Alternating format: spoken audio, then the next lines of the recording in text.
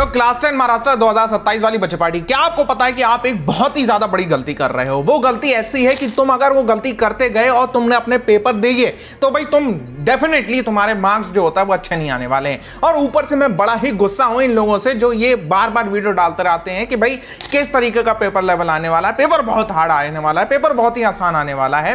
ये सारी की सारी चीजें जो होता है आपके लिए बहुत ही बुरी साबित हो सकती हैं अगर आप 2027 का पेपर देने वाले हैं। आज की वीडियो में हम उसी की बात करें। हम बात करने वाले हैं कि भैया 2027 का पेपर आपका कैसा आने वाला है, उसका लेवल क्या रहेगा, सब्जेक्ट वाइज बताऊंगा आपको लेवल क्या रहेगा। तो चलिए चलते हैं स्क्रीन के ऊपर और चालू करते हैं वीडियो को। लेकिन वीडियो चालू करने से पहले महाराष्ट्र एसएसटी 2027 ये हार्ड होगा और ब्रूटल होगा, क्या कितनी सच्चाई है इस बात में।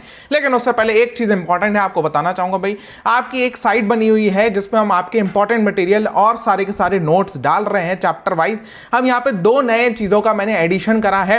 एक है आपका ज्योग्राफी का मैप वर्क। यहाँ पे ये मैप वर्क वो मैप वर्क है जिसमें अगर तुम्हें पता है कि तुम A to Z जितने भी मैप है तुम्हारे चैप्टर वाइज हमने इसके अंदर सब डाल दिए हैं, सब भैया मतलब सब, इसमें सब कुछ है। तो ये मैप वर्क आपका अवेलेबल हो चुका है इंपॉर्टेंट मटेरियल में। एसएसटी ज्योग्राफी 4th नंबर की पीडीएफ है ये, इसको आप डाउनलोड करेंगे। जस्ट इसमें बेसिक डिटेल्स मांगी, फिल करोगे डाउनलोड हो जाएगी। ठीक है, फिल करोगे साइड रीलोड होगी, शायद हो सकता है चैप्टर वाइज पे रीलोड हो, तो दोबारा से इंपॉर्टेंट मटेरियल पे जाके ज्योग्राफी पे जाके इस तरीके से आप क्लिक करोगे, आपकी पीडीएफ डाउनलोड हो जाएगी। और एक और चीज मैंने ऐड करी है, इंग्लिश कुमार भारती की प्रैक्टिस वर्कबुक। यहाँ पे मैंने 4 आपको पेपर दिए हैं। ये 4 पेपर में जो क्वेश्चन है मोस्ट प्रोबेबल है कि भाई इस तरीके के क्वेश्चन आपको 2027 के पेपर में देखने को मिल जाए। तो ये दो चीजें हैं, साइट की लिंक मैं डिस्क्रिप्शन बॉक्स में और कमेंट सेक्शन में दे रहा हूं, तो जाके जल्दी से जो होता है डाउनलोड कर लेना। हाँ, अब आ जाते हैं अपनी मेन सारी कथा पे कि भैया हमारा पेपर कैसा होने वाला है, हमारा पेपर क्या ब्रूटल होगा, हार्ड होगा, इजी होगा, चेकिंग कैसी होगी, सब चीजों का डिस्कशन करूंगा मैं। सबसे पहली बात समझो भाई, तुम्हारा स्ट्रक्चरल फ्रेमवर्क की बात करते हैं कि भैया तुम्हारा पेपर आखिरकार आता कैसा है। ठीक है, सबसे पहली बात करते हैं तुम्हारा पेपर आखिरकार कैसा आता है। ठीक है, उसकी बात कर लेता हूं मैं। तो उसकी बात करते हैं तो हमें पता चलता है भैया कि हाँ, तुम्हारा जो आपका महाराष्ट्र बोर्ड है ना, महाराष्ट्र बोर्ड जब पेपर कंडक्ट कराता है तो उसमें आपका टोटल 100 मार्क्स होते हैं। उसमें 40 मार्क्स का मैथ्स 1, मैथ्स 2, साइंस 1, साइंस 2 इस तरीके का बाइफर्केशन होता है। ठीक है, और आपका जो होता है भाई बाकी 20 नंबर होते हैं आपके इंटरनल मार्किंग है। ठीक है, अब तुम्हारा जो पिछली सालों में एनईपी आया है, एनईपी आने से काफी चीजें बदल गई। एनईपी आने से तुम्हारी सीबीएसई में आपकी हार्डनेस बढ़ी, उनकी कॉम्पिटेंसी बढ़ गई। आईसीएसई ने तो पेपर नेक्स्ट लेवल कर दिया। सीबीएसई ने 12th का फिजिक्स का पेपर ऐसा बना दिया कि भैया बच्चों के हालत खराब हो गई, पसीने छुटा दिए। सीबीएसई ने इस तरीके का पेपर बनाया था। ठीक है, जेई तक के क्वेश्चन डाल दिए थे उसमें, 11th 12th के मतलब क्वेश्चन हो गए। तो अब ये जो आपका एनईपी आया है, इसमें एनईपी बताता क्या है, एनईपी का मतलब आपका इंप्लीकेशन क्या है आपके महाराष्ट्र बोर्ड में। एनईपी में आपका जो पेपर होता है वो अंडरस्टैंडिंग एंड प्रोसीजर्स के बेस पे 40% होना चाहिए, नॉलेज एंड रिकॉल पे 30%, एप्लीकेशन एंड मॉडलिंग पे 20% and hots and creative synthesis पे 10%। अब यही जो मॉडल है ना, यही महाराष्ट्र बोर्ड में फॉलो होने वाला है। यही मॉडल बेस्ड आपका 2027 का पेपर बनेगा। अब ये जो बेस्ड इस पे आपका 2027 का पेपर बनेगा, भाई हमें इससे क्या पता चलता है, ये मॉडल से हमें ये पता चलता है कि हमें सिर्फ पढ़ना नहीं है, हमें सिर्फ रोट लर्निंग नहीं करनी है, हमें जो होता है भैया चीजों को समझ के उनका इंप्लीकेशन आना चाहिए। यहां पे एक बहुत ही अच्छा क्वेश्चन बनता है, यहां पे आपको 3 वर्ड पता होने चाहिए, कहां, कब, क्यों और कैसे। 4 वर्ड, सॉरी, ठीक है, when, where, why and how। अगर ये 4 वर्ड तुम्हारे क्लियर है ना महाराष्ट्र बोर्ड में, तो तुम्हारा ये जो पेपर की हार्डनेस होगी, हार्डनेस कह लो या जो होता है थोड़ा ट्रिकीनेस कह लो, ये सब तुम्हारे लिए एकदम बच्चों का खेल बन जाएगा। when, where, why and how, कौन सी चीज कब हुई, कहां हुई, कैसे हुई, क्यों हुई। केमिकल रिएक्शन कब होती है, कहां होती है, कैसे होती है, क्यों होती है।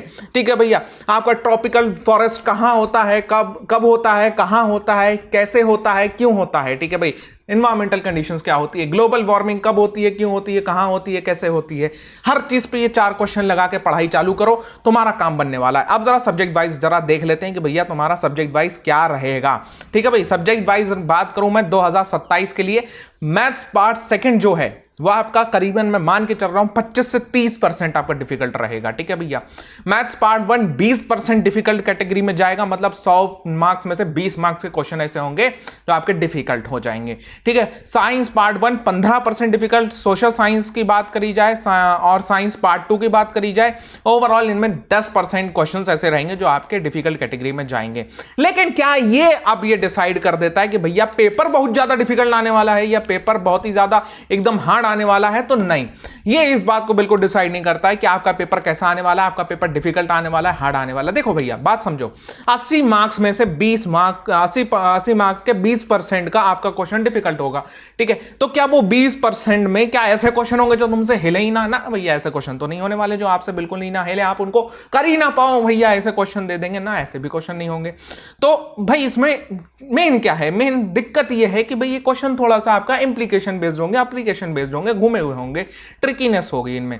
तो करना क्या है भैया, करना सिंपल है, तुम्हें अपनी पढ़ाई में when where why and how लगाना है, तुम्हारा काम निकल रहा होगा। अब जैसे मैथमेटिक्स के प्रोजेक्शंस को मैं एक बार थोड़ा सा डिटेल में तुम्हें समझा ही देता हूं। मैथमेटिक्स पार्ट 1 की बात करें, अलजबरा में आपका क्या कहते हैं, आपका साइमल्टेनियसली इक्वेशंस जो हैं वो पूछी जाएंगी, नॉन लीनियर वर्ड प्रॉब्लम्स बन सकती हैं, फाइनेंशियल ट्रांजैक्शन चेन्स बन सकती हैं, एडवांस प्रोबेबिलिटी के मॉडल्स कुछ एक आध क्वेश्चन इस तरीके से बन सकते हैं ग्रुप डेटा में, ठीक है भैया। क्वेश्चन नंबर 4 8 मार्क्स का आ सकता है आपका, independent algebraic models, complex real world problems आपकी पूछी जा सकती हैं, रियल वर्ल्ड में इनका एप्लीकेशन क्या होता है। सेम आपका मैथ पार्ट 2 का ज्योमेट्री का आप देख सकते हो। अब उसके बात करें कि भैया सोशल साइंस और लैंग्वेजेस में क्या रहेगा, भैया आपका अप्लाइड हिस्ट्री पे फोकस रहेगा, हिस्ट्री का आप पढ़ तो रहे लेकिन हिस्ट्री अप्लाई कहां हो रही है, हिस्ट्री आपकी ओवरऑल किधर जा रही है, कहां उसका इंप्लीकेशन किधर है, उन सारी चीजों पर रहेगा आपका फोकस। ज्योग्राफी में आपका एक रीजनल एनालिसिस रहेगा इंडिया एंड ब्राजील का, वो ज्यादा आपका हाई वेट रहता है, ठीक है भैया।